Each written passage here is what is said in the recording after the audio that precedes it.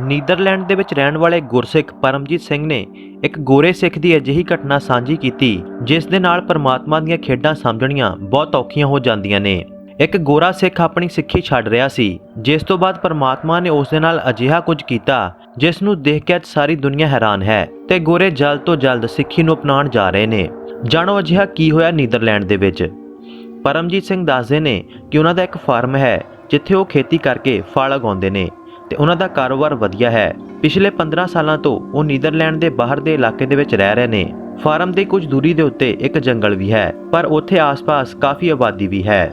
ਪਰਮਜੀਤ ਸਿੰਘ ਕਹਿੰਦੇ ਨੇ ਕਿ ਸਾਡੇ ਇਲਾਕੇ ਦੇ ਵਿੱਚ ਮੇਰੇ ਦੇਖਦਿਆਂ ਹੀ ਦੇਖਦਿਆਂ ਇੱਕ ਗੋਰਾ ਜੋ ਕਿ ਆਇਰਲੈਂਡ ਦਾ ਨਿਵਾਸੀ ਹੈ, ਉਹ ਅੰਮ੍ਰਿਤਧਾਰੀ ਸਿੰਘ ਸੱਜ ਗਿਆ।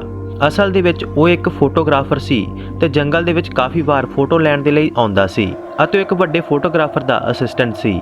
ਮੇਰੇ ਨਾਲ ਉਸ ਦੀ ਜਾਣ ਪਹਿਚਾਣ ਹੋ ਗਈ ਤੇ ਉਸ ਨੂੰ ਮੈਂ ਉਸ ਦੇ ਅੰਮ੍ਰਿਤਧਾਰੀ ਹੋਣ ਦਾ ਕਾਰਨ ਪੁੱਛਿਆ, ਜਿਸ ਤੋਂ ਬਾਅਦ ਉਸ ਨੇ ਦੱਸਿਆ ਕਿ ਮੈਂ ਇੱਕ ਵਾਰ ਦਰਬਾਰ ਸਾਹਿਬ ਗਿਆ ਸੀ ਉੱਥੇ ਦੀਆਂ ਫੋਟੋਆਂ ਲੈਣ ਵਾਸਤੇ। ਬਸ ਉੱਥੋਂ ਹੀ ਗੁਰੂ ਰਾਮਦਾਸ ਸਾਹਿਬ ਜੀ ਦੀ ਕਿਰਪਾ ਹੋਈ ਤੇ ਮੈਂ ਸਿੰਘ ਸੱਜ ਗਿਆ। ਦਰਬਾਰ ਸਾਹਿਬ ਦੀ ਪਹਿਲੀ ਝਲਕ ਦੇ ਨਾਲ ਹੀ ਸਤਿਕਾਰ ਆ ਗਿਆ ਸੀ ਤੇ ਫਿਰ ਮੈਂ ਹੌਲੀ-ਹੌਲੀ ਸਭ ਕੁਝ ਸਿੱਖ ਕੇ ਅੰਮ੍ਰਿਤ ਛਕ ਲਿਆ ਤੇ ਸਿੰਘ ਸੱਜ ਗਿਆ ਤੇ ਅੱਜ ਮੈਂ ਬਹੁਤ ਖੁਸ਼ ਹਾਂ। ਸੋ ਸਮਾਂ ਲੰਘਿਆ ਤਾਂ ਸਭ ਕੁਝ ਠੀਕ ਚੱਲ ਰਿਹਾ ਸੀ, ਪਰ ਮੇਰੇ ਪਰਿਵਾਰ ਨੂੰ ਮੇਰੇ ਅੰਮ੍ਰਿਤ ਛਕਣ ਦੇ ਵਿੱਚ ਕੁਝ ਪ੍ਰੋਬਲਮ ਲੱਗ ਰਹੀ ਸੀ। ਪਤਾ ਨਹੀਂ ਕਿਉਂ ਉਹਨਾਂ ਨੂੰ ਇੰਜ ਲੱਗਦਾ ਸੀ ਕਿ ਅੰਮ੍ਰਿਤ ਛਕਣ ਤੋਂ ਬਾਅਦ ਮੈਂ ਕੰਮ ਦੇ ਉੱਤੇ ਧਿਆਨ ਨਹੀਂ ਦੇ ਰਿਹਾ, ਸਿਰਫ ਪਾਠ ਹੀ ਕਰਦਾ ਰਹਿੰਦਾ ਹਾਂ, ਜਿਸ ਕਾਰਨ ਮੈਂ ਪੈਸੇ ਵੀ ਘੱਟ ਕਮਾਉਂਦਾ ਹਾਂ। ਵੈਸੇ ਇਸ ਤਰ੍ਹਾਂ ਕੁਝ ਵੀ ਨਹੀਂ ਸੀ, ਪਰ ਮੇਰੇ ਪਰਿਵਾਰ ਨੂੰ ਇੰਜ ਲੱਗ ਰਿਹਾ ਸੀ। ਕੁਝ ਸਮੇਂ ਦੇ ਬਾਅਦ ਮੇਰੇ ਪਿਤਾ ਬਿਮਾਰ ਹੋ ਗਏ ਤੇ ਆਖਰੀ ਸਮੇਂ ਤੱਕ ਮੈਨੂੰ ਇਹੀ ਕਹਿੰਦੇ ਰਹੇ ਕਿ ਤੂੰ ਅੰਮ੍ਰਿਤ ਛਕ ਕੇ ਠੀਕ ਨਹੀਂ ਕੀਤਾ, ਤੈਨੂੰ ਇਹਨਾਂ ਨੇ ਕੁਝ ਨਹੀਂ ਦੇਣਾ, ਪੈਸਾ ਜ਼ਰੂਰੀ ਹੈ, ਪਾਠ ਨੇ ਤੈਨੂੰ ਕੁਝ ਨਹੀਂ ਦੇਣਾ, ਤੈਨੂੰ ਉਹਨਾਂ ਨੇ ਭਰਮਾ ਲਿਆ ਹੈ ਜਿਸ ਕਰਕੇ ਤੂੰ ਸਿੱਖ ਬਣਿਆ ਹੈ, ਪਰ ਉਹਨਾਂ ਨੇ ਤੈਨੂੰ ਕੁਝ ਵੀ ਨਹੀਂ ਦਿੱਤਾ ਤੇ ਹੁਣ ਤੂੰ ਉਹਨਾਂ ਦੇ ਪਿੱਛੇ ਲੱਗ ਕੇ ਕੰਮ ਵੀ ਨਹੀਂ ਕਰਦਾ। ਮੇਰੇ ਪਿਤਾ ਬਿਮਾਰ ਸੀ ਪਰ ਅਜਿਹੀਆਂ ਗੱਲਾਂ ਕਰਦੇ ਰਹੇ।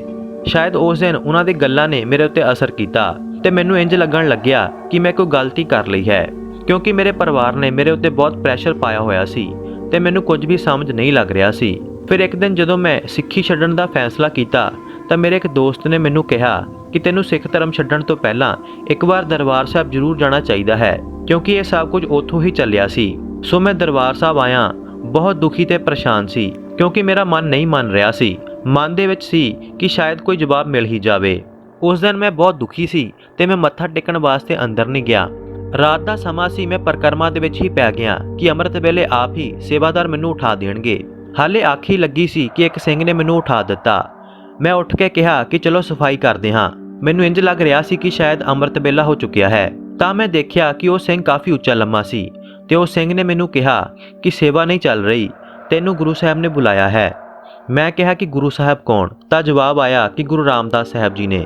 ਹੈਰਾਨੀ ਵਾਲੀ ਗੱਲ ਤਾਂ ਇਹ ਸੀ ਕਿ ਉਹ ਸਿੰਘ ਇੰਗਲਿਸ਼ ਬੋਲ ਰਿਹਾ ਸੀ। ਮੈਂ ਉਸ ਦੇ ਨਾਲ ਹੀ ਚਲਿਆ ਗਿਆ। ਦੇਖਦੇ ਦੇਖਦੇ ਮੇਰੇ ਪਿੱਛੇ ਕੁਝ ਹੋਰ ਸਿੰਘ ਵੀ ਆ ਗਏ। ਆਪਾਂ ਚੱਲਦੇ ਜਾ ਰਹੇ ਸੀ, ਪਰ ਮੈਂ ਉਸ ਵੇਲੇ ਬਹੁਤ ਘਬਰਾ ਗਿਆ ਜਦੋਂ ਇੱਕ ਸ਼ੇਰ ਵੀ ਸਾਡੇ ਨਾਲ ਚੱਲਣ ਲੱਗਿਆ ਤੇ ਜੋ ਵੀ ਚੱਲ ਰਿਹਾ ਸੀ ਉਹ ਮੇਰੀ ਸਮਝ ਤੋਂ ਬਾਹਰ ਸੀ। ਸੋ ਮੈਂ ਅੱਗੇ ਜਾ ਕੇ ਕਲਾਹੀ ਪ੍ਰਕਾਸ਼ ਦੇਖਿਆ। ਗੁਰੂ ਸਾਹਿਬ ਦੇ ਦਰਸ਼ਨ ਹੋਏ ਤੇ ਇੱਕ ਆਵਾਜ਼ ਆਈ ਕਿ ਤੂੰ ਅੰਦਰ ਦਰਸ਼ਨਾਂ ਵਾਸਤੇ ਕਿਉਂ ਨਹੀਂ ਆਇਆ? ਤੇ ਮੈਂ ਕਿਹਾ ਕਿ ਗੁਰੂ ਸਾਹਿਬ ਕਿਸ ਮੂੰਹ ਦੇ ਨਾਲ ਅੰਦਰ ਆਉਂਦਾ, ਸਿੱਖੀ ਛੱਡਣ ਆਇਆ ਸੀ। ਤੇ ਗੁਰੂ ਸਾਹਿਬ ਦੀ ਆਵਾਜ਼ ਆਈ ਕਿ ਵਾਹਿਗੁਰੂ ਦਾ ਜਾਪ ਕਰੋ, ਕਿਰਤ ਕਰੋ, ਨਾਮ ਜਪੋ ਤੇ ਵੰਡ ਛਕੋ, ਪਰਮਾਤਮਾ ਕਿਰਪਾ ਕਰੇਗਾ। ਇੰਨੀ ਗੱਲ ਹੋਈ ਤੇ ਆਪਾਂ ਵਾਪਸ ਆ ਗਏ। ਮੈਂ ਸਿੰਘ ਨੂੰ ਪੁੱਛਿਆ ਕਿ ਇਹ ਸ਼ੇਰ ਦਾ ਕੀ ਮਤਲਬ ਹੈ, ਇਹ ਸਾਡੇ ਨਾਲ ਕਿਉਂ ਹੈ? ਤਾਂ ਸਿੰਘਾਂ ਨੇ ਦੱਸਿਆ ਕਿ ਇਸ ਦਾ ਤੁਹਾਡੇ ਪੁਰਾਣੇ ਜਨਮ ਦੇ ਨਾਲ ਕੋਈ ਸੰਬੰਧ ਹੈ। ਪਿਛਲੇ ਜਨਮ ਦੇ ਵਿੱਚ ਤੂੰ ਇੱਕ ਸਿੰਘ ਸੀ ਤੇ ਇਸ ਸ਼ੇਰ ਨੂੰ ਤੂੰ ਜੰਗਲ ਦੇ ਵਿੱਚ ਮਾਰਿਆ ਸੀ, ਜਿਸ ਕਾਰਨ ਇਹ 84 ਦੀ ਜੂਨ ਦੇ ਵਿੱਚੋਂ ਬਾਹਰ ਆਇਆ ਸੀ ਤੇ ਹੁਣ ਇਹੀ ਸ਼ੇਰ ਤੇਰੀ ਸਮੱਸਿਆ ਦਾ ਹੱਲ ਕਰੇਗਾ। ਜਿਸ ਤੋਂ ਬਾਅਦ ਸਾਨੂੰ ਦੇਗ ਮਿਲੀ ਤੇ ਉਹ ਸਿੰਘ ਵਾਪਸ ਚਲੇ ਗਏ। ਬਸ ਇੰਨੀ ਕੁ ਗੱਲ ਹੋਈ ਤੇ ਮੈਨੂੰ ਕਿਸੇ ਨੇ ਜਗਾ ਦਿੱਤਾ ਕਿ ਉੱਠੋ, ਸੇਵਾ ਚੱਲ ਰਹੀ ਹੈ। ਹੈਰਾਨੀ ਤਾਂ ਉਸ ਵੇਲੇ ਹੋਈ ਕਿ ਇਹ ਇੱਕ ਸੁਪਨਾ ਹੀ ਸੀ। ਮੈਨੂੰ ਯਕੀਨ ਨਹੀਂ ਹੋ ਰਿਹਾ ਸੀ ਤੇ ਜਦੋਂ ਮੈਂ ਉੱਠਣ ਲੱਗਿਆ ਤਾਂ ਮੈਂ ਦੇਖਿਆ ਕਿ ਮੇਰੇ ਹੱਥਾਂ ਦੇ ਵਿੱਚ ਦੇਗ ਦਾ ਘਿਓ ਲੱਗਿਆ ਹੋਇਆ ਹੈ। ਸੋ ਇਸ ਗੱਲ ਤੋਂ ਮੈਨੂੰ ਅੱਜ ਤੱਕ ਯਕੀਨ ਨਹੀਂ ਹੋ ਰਿਹਾ ਕਿ ਉਹ ਸੱਚ ਸੀ ਜਾਂ ਫਿਰ ਝੂਠ। ਤੇ ਫਿਰ ਮੈਂ ਵਾਪਸ ਨੀਦਰਲੈਂਡ ਆ ਗਿਆ। ਮੈਂ ਸਿੱਖੀ ਨਹੀਂ ਛੱਡੀ ਤੇ ਆਪਣੇ ਕੰਮ ਦੇ ਉੱਤੇ ਜ਼ੋਰ ਦੇਣ ਲੱਗਿਆ ਤੇ ਮੇਰੇ ਮੂੰਹ ਦੇ ਵਿੱਚੋਂ ਵਾਹਿਗੁਰੂ ਵਾਹਿਗੁਰੂ ਦਾ ਜਾਪ ਚੱਲਣ ਲੱਗਿਆ। ਕਿਰਪਾ ਹੋਈ ਤਾਂ ਕੰਮ ਵਧੀਆ ਹੋ ਗਿਆ ਤੇ ਪਰਿਵਾਰ ਨੂੰ ਵੀ ਤਸੱਲੀ ਹੋ ਗਈ। ਸੋ ਇੱਕ ਦਿਨ ਮੇਰੇ ਕੰਪਨੀ ਦਾ ਬੌਸ ਤੇ ਕਈ ਹੋਰ ਅਫਸਰ ਮੇਰੇ ਨਾਲ ਜੰਗਲ ਦੇ ਵਿੱਚ ਫੋਟੋਗ੍ਰਾਫੀ ਕਰਨ ਦੇ ਲਈ ਗਏ। ਉਹ ਮੇਰੇ ਲਈ ਇੱਕ ਬਹੁਤ ਵੱਡਾ ਪ੍ਰੋਜੈਕਟ ਸੀ। ਕਾਫੀ ਅੱਗੇ ਜੰਗਲ ਦੇ ਵਿੱਚ ਨਿਕਲ ਗਏ ਤੇ ਅੱਗੇ ਇੱਕ ਖਤਰਨਾਕ ਭਾਲੂ ਨੇ ਸਾਡੇ ਕਾਫਲੇ ਦੇ ਉੱਤੇ ਹਮਲਾ ਕਰ ਦਿੱਤਾ ਤੇ ਦੇਖਦਿਆਂ ਹੀ ਦੇਖਦਿਆਂ ਉਹ ਭਾਲੂ ਮੇਰੇ ਵੱਲ ਵਧਣ ਲੱਗਿਆ।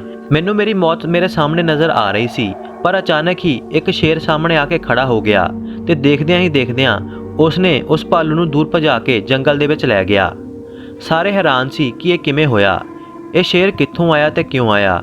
ਪਰ ਸ਼ਾਇਦ ਮੈਨੂੰ ਸਮਝ ਲੱਗ ਚੁੱਕੀ ਸੀ ਕਿ ਉਹ ਸ਼ੇਰ ਉੱਥੇ ਕਿਵੇਂ ਆਇਆ ਤੇ ਕਿਉਂ ਆਇਆ ਸੀ। ਪਰ ਸਾਰੇ ਇਸ ਗੱਲ ਤੋਂ ਹੈਰਾਨ ਸੀ ਕਿ ਉਸ ਇਲਾਕੇ ਦੇ ਵਿੱਚ ਸ਼ੇਰ ਹੁੰਦੇ ਹੀ ਨਹੀਂ ਹਨ ਤੇ ਉਹ ਸ਼ੇਰ ਅਚਾਨਕ ਕਿੱਥੋਂ ਆ ਗਿਆ ਤੇ ਉਹ ਸ਼ੇਰ ਹਰ ਇੱਕ ਨੇ ਦੇਖਿਆ।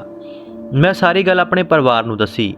ਇਹ ਗੱਲ ਸੁਣ ਕੇ ਪਰਿਵਾਰ ਵੀ ਬਹੁਤ ਹੈਰਾਨ ਹੋਇਆ ਤੇ ਹੁਣ ਮੇਰੇ ਸਿੱਖ ਹੋਣ ਤੇ ਉਹਨਾਂ ਨੂੰ ਕੋਈ ਪ੍ਰੋਬਲਮ ਵੀ ਨਹੀਂ ਹੈ ਤੇ ਸਭ ਕੁਝ ਠੀਕ ਚੱਲ ਰਿਹਾ ਹੈ। ਮੈਂ ਇਹ ਮੰਨਦਾ ਹਾਂ ਕਿ ਉਹ ਪਰਮਾਤਮਾ ਦਾ ਇੱਕ ਇਸ਼ਾਰਾ ਸੀ ਜੋ ਦਰਬਾਰ ਸਾਹਿਬ ਦੇ ਵਿੱਚੋਂ ਮਿਲਿਆ